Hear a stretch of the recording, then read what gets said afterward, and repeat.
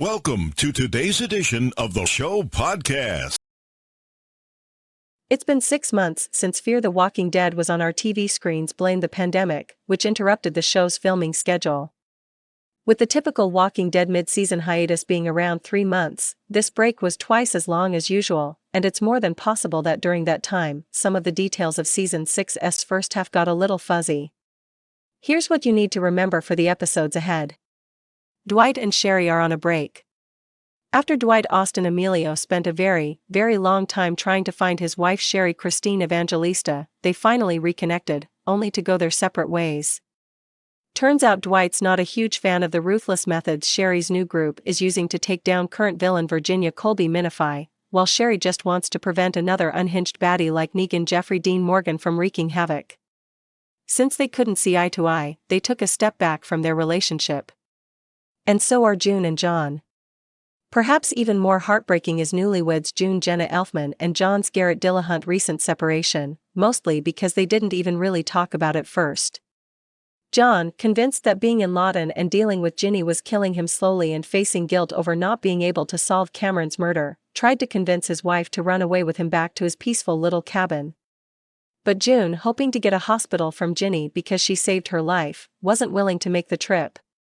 So John simply drove off without her. Grace probably doesn't even know Morgan's alive. So really, every single couple on this show is struggling. While we didn't see Grace Karen David for almost the entirety of 6A, we saw in the final scenes of the 7th episode that Ginny's been keeping her locked up behind a false wall in Lawton. We're not quite sure how long she's been there, but it seems safe to say she's still under the impression her love, Morgan Lenny James, is dead when he most certainly is not. Oh, and she's pregnant, in case you forgot. Amel's made contact with CRM. While she hasn't actually seen the woman she connected with, Isabel Sidney Lemon again, Althea Maggie Grace has talked to her through the radio to warn her about a building that was infested with the bubonic plague, though Isabel didn't know it was Al. It's possible Amel's investigation into CRM could continue in 6B. Strand and Alicia aren't getting along. Blame Virginia. Survivors Strand Coleman Domingo and Alicia Debnam Carey have perhaps the closest friendship on Fear, but right now, they're not exactly best buds. As one of Ginny's rangers, Strand kept promising he would do damage from the inside, but Alicia got tired of waiting for him to act against Ginny. They argued, they're not really on good terms, and they're not even in the same location when 6B picks up. Morgan's getting more and more ruthless. In his desperation to reunite with Grace and their unborn child, Morgan is getting more and more violent. He took down an entire convoy of Ginny's rangers, decapitated a bounty hunter, and was willing to use young Dakota Zoe Coletti as a bargaining chip in negotiations with Virginia, despite the fact that Dakota was trying to get away from her big sis. Daniel's playing the game of survival.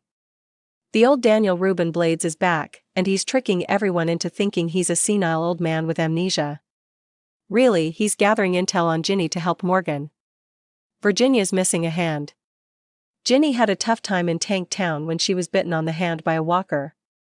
At first, June was going to let her turn, but Ginny managed to convince the do-gooder nurse to save her by offering her anything she wanted. June, of course, chose to ask for a hospital where she could treat her patients. In other interesting Ginny-related tidbits, we also found out from Dakota that Ginny killed their parents. Strand's gone to the dark side. Without Alicia to remind him of who he is, it seems the mercurial Strand has gone all in on Ginny's side. In the last episode that aired, he made it clear his loyalties lay with her, and he seems poised to start rounding up his friends and bringing them back to Ginny. It remains to be seen whether this is all part of a bigger plan or if he's really been seduced by the power and luxury of Lawton life.